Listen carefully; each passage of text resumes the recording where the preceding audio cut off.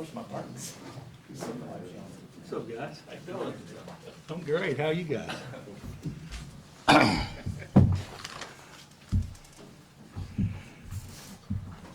Well, this goes without saying, but to get this many media people here in one room, there has to be free lunch afterwards. So that'd be the only way I think half of you guys would show up. So, you know, I haven't had a chance to see many of you guys in about 5 weeks, and so, you know, obviously, I would never say this. I actually miss you guys just a little bit. But before you fire away, hey, I want to just make an opening statement. I'd like to express my gratitude and sincere, heartfelt thanks for all the support that we've received over the last several weeks. The texts, the emails, the cards have been countless, and they're certainly appreciated. And I apologize for those that I have not been able to respond to. I'd like to be able to do that, but I haven't been able to do that yet. But you know, this was a health scare for me, and I certainly could not thank the KU health system for the care that they gave me. The doctors, the nurses, everybody's just fantastic, and want to thank you know, all the supporters and everyone at KU, and primarily I want to thank my coaches and my players that I thought rallied around this, and even though it didn't end the way we all hoped it would have, certainly I thought they competed and gave it their very best when maybe there was a distraction that I certainly would never, ever want to occur. You know, I've always taught my team to eliminate distractions in the most important time of the year, and here I am. I was one of them. So certainly I hate that and wasn't being able to be there with them, but it was the right decision, and I'm just excited to, you know, get back to work, and I am working, and certainly look forward to everything moving forward. So you guys have at it now, and you can ask anything you want. Coach? Except that, Neil, you can't ask that. No, go ahead. Yeah, we got mics.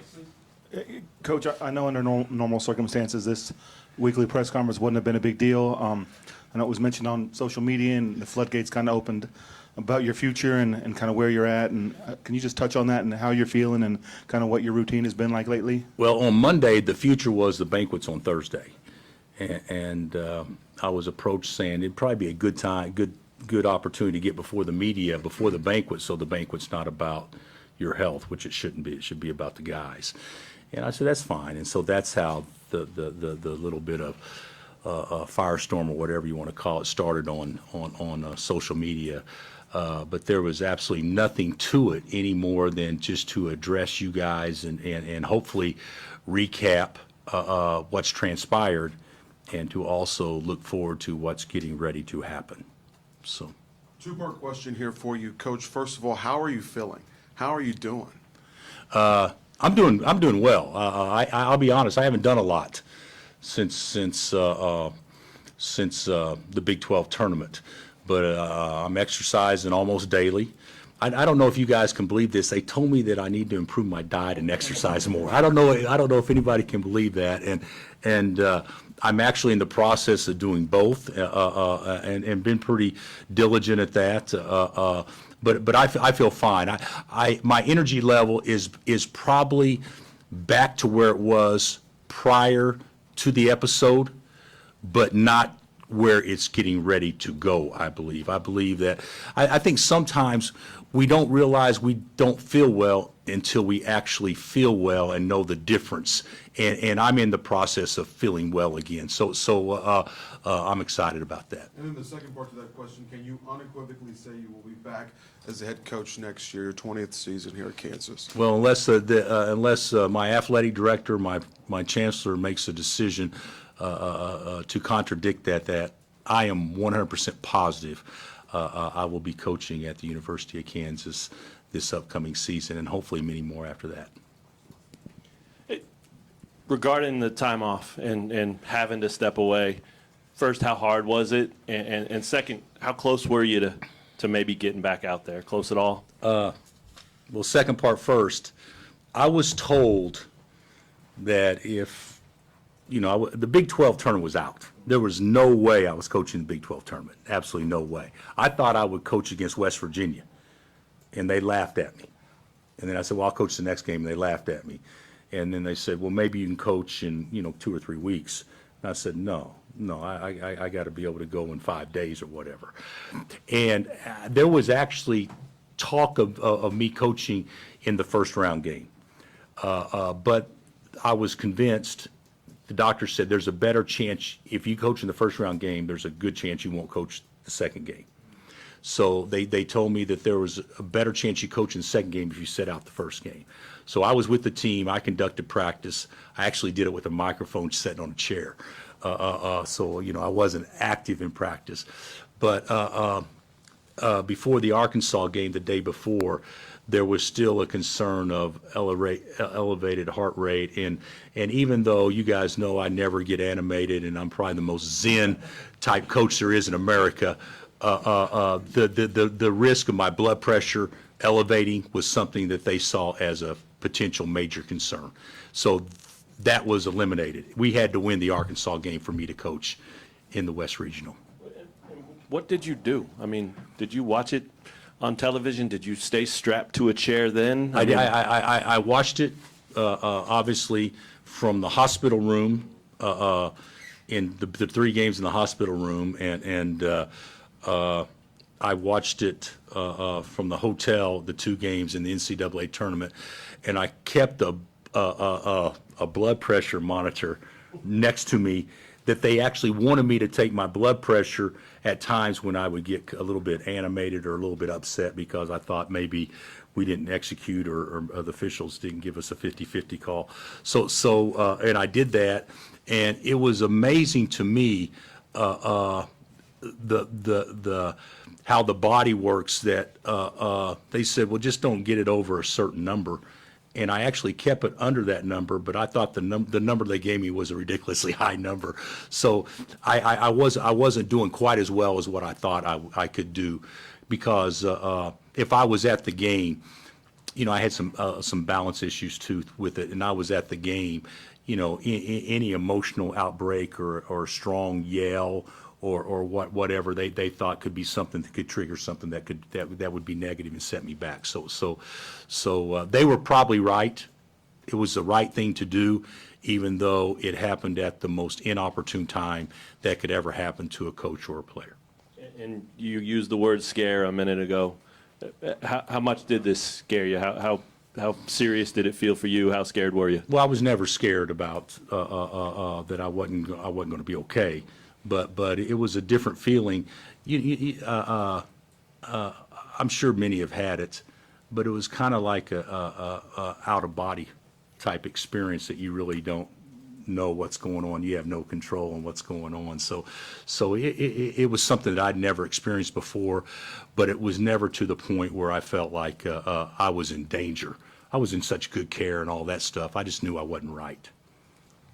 Coach over here, this can be an unhealthy lifestyle, right? Coaching, you're traveling a lot. Well, it depends on the the level of players you have. So if you got good players, it's not near as stressful. No truth. I mean, that's absolutely true. But is this something where it has made you think about the end of your coaching career? Yes, I think that's a very fair question.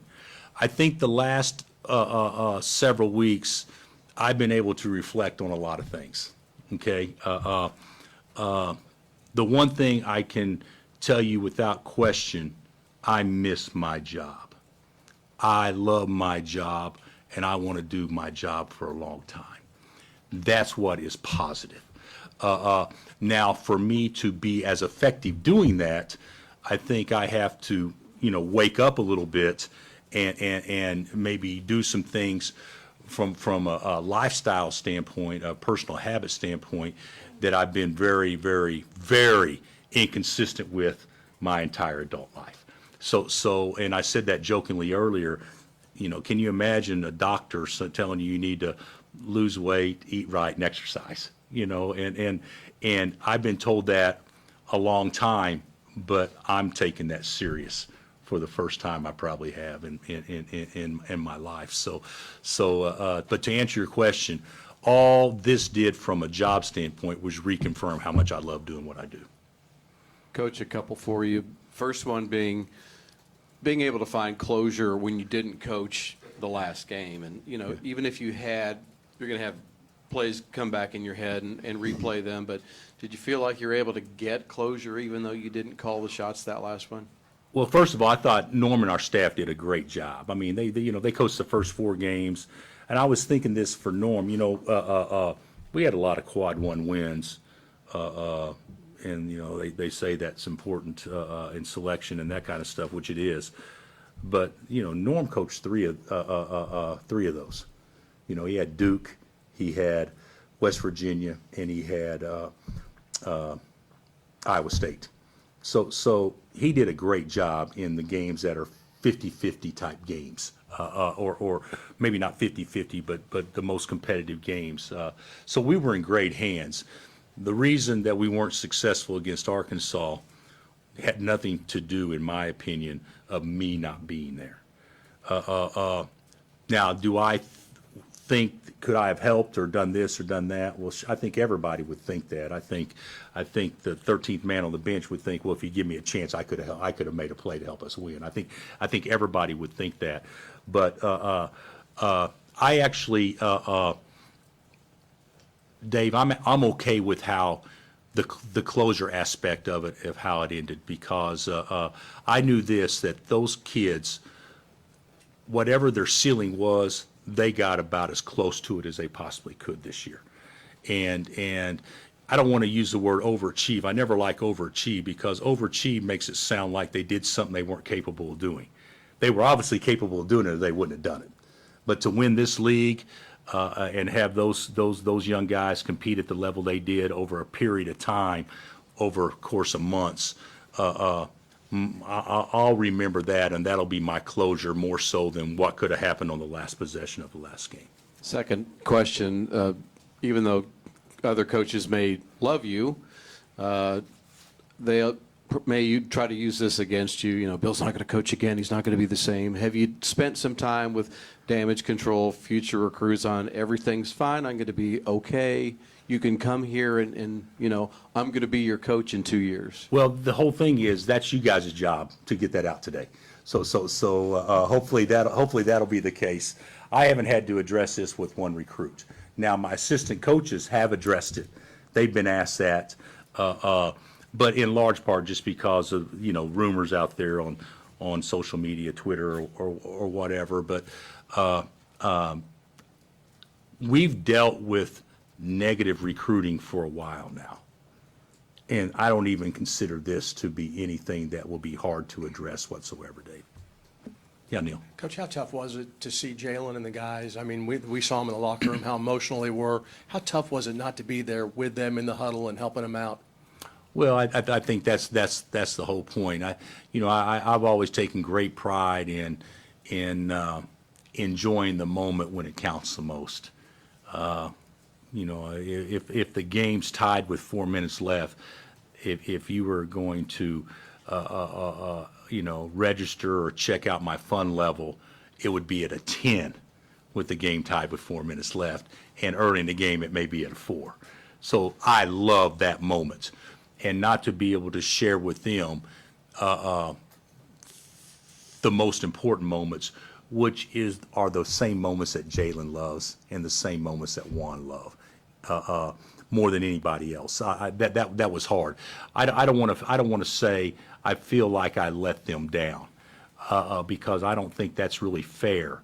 But certainly those thoughts have gone through my mind a lot, because they bust their butt for this place for so long and bring so much joy to so many by their competitive level for years.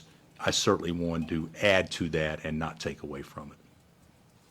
Bill, you mentioned just that this at least prompts you to think about the end. Was there a time where you thought that you would coach your last game, or at least considered that possibility? Absolutely not. But when you say think about the end, I think it does prompt anybody to think about the end.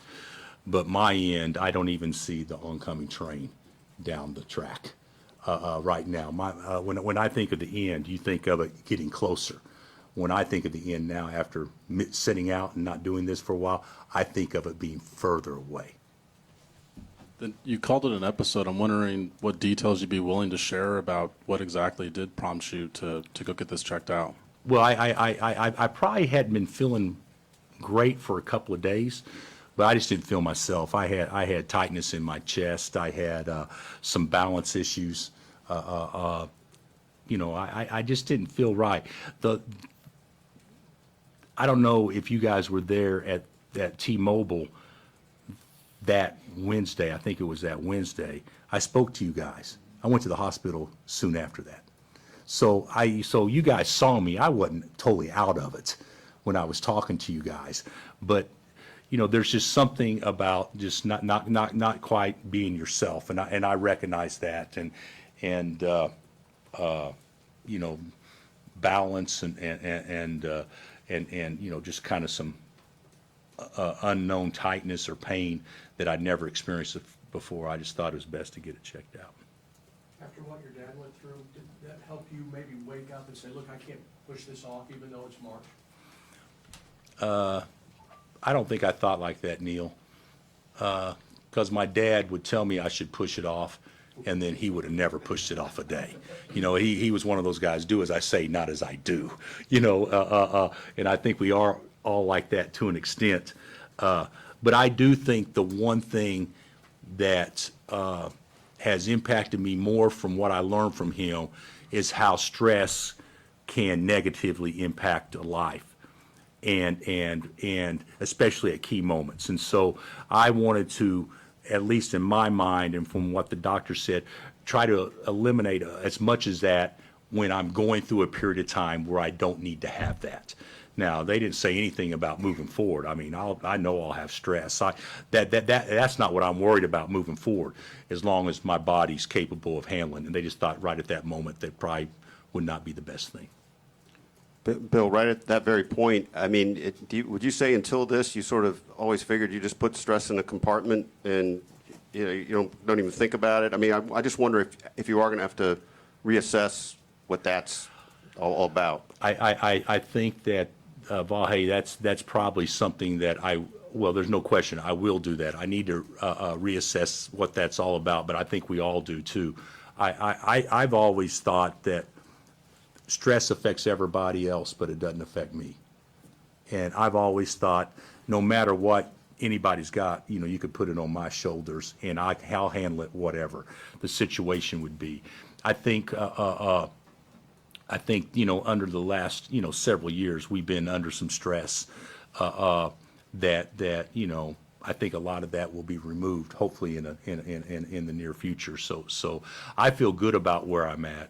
And the procedure that they did is a very common procedure. It's not like that's going to impact anyone's life negatively. All it could do is add to the quality of life. But it needed to be done according to the docs, and so I'm glad they knocked that out. And I was probably very fortunate and lucky that there was a chain of events that happened that encouraged me to go get checked out, and then when I got checked out, they just handled it all there at once. And you mentioned having the conviction, maybe more than ever, at least in recent years, about how much you love your job and how much longer you want to go. Was that at all a process, or a switch flipping, or was it just I realize this as I'm in the hospital? No. I'd say it was a process. I didn't realize it when I was in the hospital, and I don't think it's fair for me to realize it while we were still playing, because I was still coaching team. I'm talking about when I got away from it. And okay, what are you going to do today? Well, you know what? I tell you what I'm going to do. I'm going to have breakfast, and then I'm going to sit around and go for a walk maybe, and then come back and watch TV or read or something like that. I realized then, no, this is not what I need to be doing. I need to be on the phone. I need to be living in the portal right now, and that's what we're doing. So, and we've had a lot of shakeup with our team, which is great. It's a great opportunity for those kids. Like I saw where Cam going to Boise.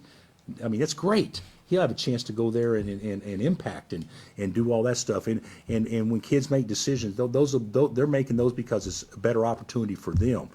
But what that also does, it gives us an opportunity to address our needs too.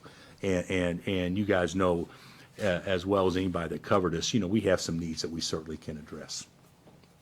Coach, last year at the Final Four, you were asked a lot about, with the retirement of Coach K, but you being one of the spokespersons now for the coaching fraternity. Given what has happened in the last few weeks, do you find yourself anticipating advising younger coaches about healthier lifestyles? Well, I don't know if I'm the exact person. The picture of healthy eating and exercising that young coaches would probably listen to, but I do think I could maybe offer some things that would share with them that, you know, what you do at a young age can certainly impact what you're doing at an older age. And I was probably one of those guys that never thought I would get to an older age. And just for the record, I'm not old, but I'm older. So I don't know what role I'll have in that. I hadn't thought that through at all, but certainly basketball is important. Basketball is a way of life at Kansas. But the basketball is a way of life in Kansas, and how I can impact it isn't close to as much if I'm not feeling well and healthy as how I can impact it if I am. So my goal is to take this place to a whole different level that we've never been to before, and we've been to a really high level. And I know I need to have my energy, and I need to be healthy and feeling good in order for us to do that. And I'm believing this spring is the first step to us getting to that level. Bill, have you been cleared to travel like normal in recruiting? Yeah, I've been cleared. I can, if I wanted to go power lift right now, I can go power lift. If I wanted to. Okay, so I can do whatever. I probably still bunted off the tee, but I did that before this episode anyway. Have you been touched or surprised by the reaction of your peers? I assume your phone, probably the last month, has been insane. Yeah, calls not as much. A lot of text, a lot. I mean, hundreds and hundreds and hundreds of texts, and so I've still got like I think it was this morning 161 text that I haven't even thought about reading yet. Let alone the ones that you click on and you look at and you really can't respond. And that's after 5 weeks. So yeah, I've been overwhelmed with that. It's been nice, but it's time to move forward. A couple questions for you right here. Can you talk about the stress level when you're not able to be out on the court, when you're having to watch and not be able to make the decisions? Yeah. I don't know at the end of the how game? parents do it. Seriously, I mean, and how can really invested fans do it? First of all, when you have no control, it's hard to be objective. So even me, I found out that we got ripped off on every call when I'm not there. If I'm coaching during the game, I'm like going, no, that was a 50-50 call. That was a good call. But, you watch it on TV, you watch it from the stands, you're like, oh, my God, we can't get a break. But the thing about it is, as a coach, I will say this. The best coaches don't have near as much control as what people think we have, because the players have been trained and taught to play a certain way, and you trust your players to play that way. Okay, so a lot of people could say, well, God dang, they ran this great play. No, we didn't. We've been doing that for 4 months, and they just know in this situation, you get the ball here, you throw it inside, the guy shoots a jump hook. Okay, so it's the best coaches don't have as much control as what fans think they do. Now, out of a timeout, that's a little bit different, stuff like that. But as a person in a hotel room, you have no control. Which I think it makes it much harder to watch. When we played in where was it? Indianapolis against Duke in the Champions Classic. I couldn't go to the game, so I'm in a hotel room, and the game was late. Okay, because, it was at East Coast time in Indy, so the game started about 10 o'clock Central, so 11 o'clock East Coast time. And there were several times during the game, I don't have the front desk calling to tell me to shut up. I've got people in the hallways down the hall saying shut up during the game because you got no control. So I do think it's much harder to be a fan. I respect that more now than I probably did before. You talked about elevating this program, continuing to raise the bar here at KU. We know that there's renovations that are coming to Allen Fieldhouse. That is a huge part of that. Can you talk about that, a timetable, anything about that moving forward? Well, our renovations with Allen Fieldhouse will not be completed this summer. Will be completed next summer. So we'll get about 40 or 50% of it done, if I'm not, isn't that about right? 40 or 50% done this summer. The following 50 or 60% will be next summer. So we're 18 months away from feeling the full impact of Allen Fieldhouse. And if you can imagine, like to me, I'm biased. I can't say that Allen Fieldhouse is the greatest place ever because I haven't been everywhere else, but it's the greatest place I've ever been. So, but this is going to amp that feeling up tremendously, and the fan experience is going to be off the charts. For a building that's, almost 70 years old, and you have the modern amenities of a building that was just opened, it's going to be fantastic. And then they're also renovating our office area. So when you look at practice facilities, when you look at housing, which we have as good as there is in the country or better, when you look at the arena, which is so special, and we're not going to take anything away from what it feels like to play there, offices, our NIL program is, we're not where we need to be or anything, but we're making great grounds on that. I feel like that right now moving forward, when you say, what do we need to be successful? We got it. In the past, when you'd ask me, what do we need to be successful? Well, we need to get this done. So I feel as good about it as I ever have. We've been good for a long time, but I can't imagine us taking a step backwards, maybe sideways, but definitely not backwards. Yeah. Hey, Bill. Glad to see you're doing better. And a basketball question. The way too early basketball polls are out. They have you guys look at top 10 team. Just wondering if you can give us a way too early state of Kansas basketball. Well, that is a way too early state because if I'm not mistaken, you lose, with the starters that you're going to lose, even though it hadn't been announced yet, but we're going to lose starters. I know Grady announced, but Kevin and Jay Will haven't made announcements yet, and I don't know exactly what they are, but I know the direction in which they're leaning. We got to get some work done in the portal. We've got 4 commitments, and those 4 commitments I'm excited about. I mean, we got good players coming, but you return Juan, you return KJ, who 2 incredibly important pieces that every championship team needs. You got Ernest, you got Zuby, Kyle. We still don't know exactly what the situation is with Kyle, but everybody else is gone, which creates opportunity now for us to go out and try to recruit 3 of the best players in America to come in here and fill those spots. So we've got work to do before we're a top 10 team, but I'm really hopeful, within weeks, everybody would say they should be ranked higher than a top 10 team. So you mentioned filling those 3 spots. What exactly are you looking for? I think we need, obviously, we need some height on the perimeter that can shoot, hopefully playmaking, athleticism. We want guys that shoot 40% from 3, 60% from 2, and 90% from the line, and they're more athletic than everybody else, and they never turn it over. Okay, that's what we want. Okay, and then we need a big guy. We need a big guy to go out and get 20 and 10. So if we could get that done, then I think we're going to be in pretty good shape. But certainly, I feel like we're in on some good kids. Yeah. And with Grady in particular, just what was the conversation like with him? I really didn't have conversation with Grady.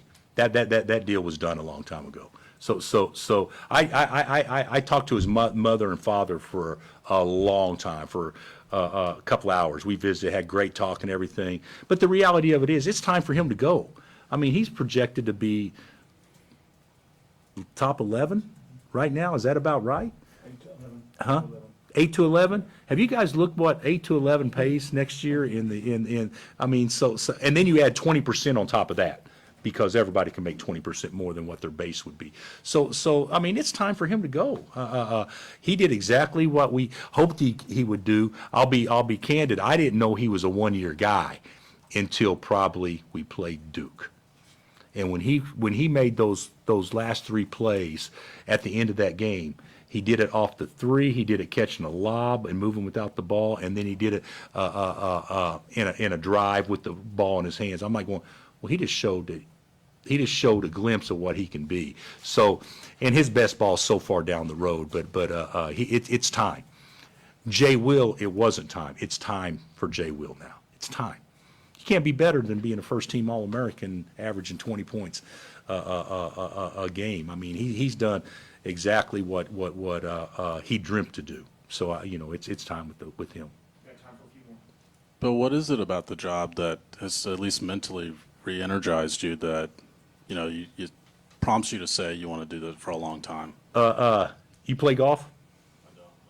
What do you do as a hobby?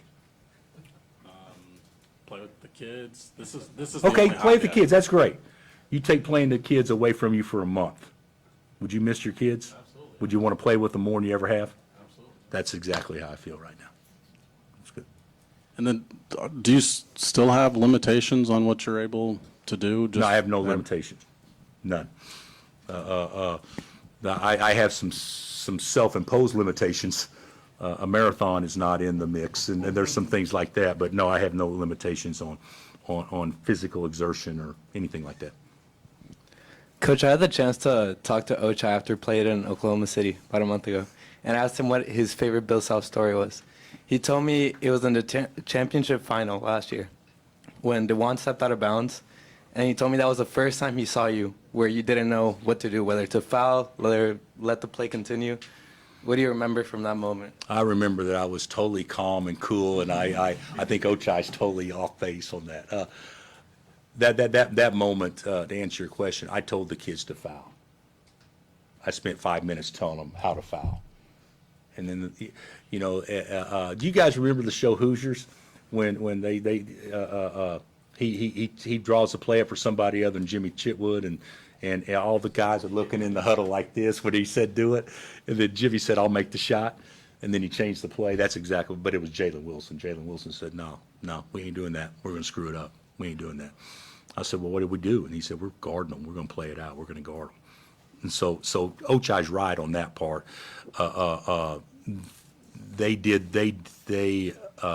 If I knew what I wanted to do, but at that moment I probably looked like I was totally clueless because the players ran that huddle, without question. Coach, you talked about Jay Will and McCullough. Timing for Wilson is obviously good for all the reasons that you said. McCullough is kind of an interesting study in that he's got a COVID year to spend. Have you had conversations with him on how by staying, Jalen elevated his game and Kevin could offensively, perimeter game, there's ways that he could grow his game because right now it doesn't look, he'll get in somebody's training camp, it could be a two-way contract guy, but right now he could improve his status by staying. Well, I think there's no question that Kevin McCullough could help himself by staying. I think in his mind, he was a 5-year guy. For him to come back and it's his 6th year. So, and I've talked with Kev. He knows.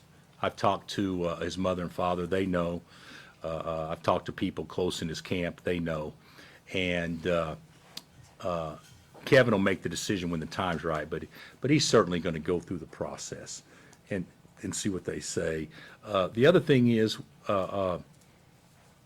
two-way guys do pretty good. They do really well. They don't do well compared to an NBA guaranteed salary, but they do really well compared to going from a collegian to actually making some money. And so, last year he had 2 or 3 opportunities that were guaranteed to him to be a two-way guy. So there'll be other opportunities, but he'll get into camp, he'll get drafted. There'll be a lot of things that are out there for him that he's just got to investigate for himself. We're approaching it like everybody's gone. I think you have to. And so we're out there trying to recruit, although there's been no decision that's been made on what, he's doing, so. All right, Coach. Thank you. Thanks, Coach. All right, guys. Have a good one.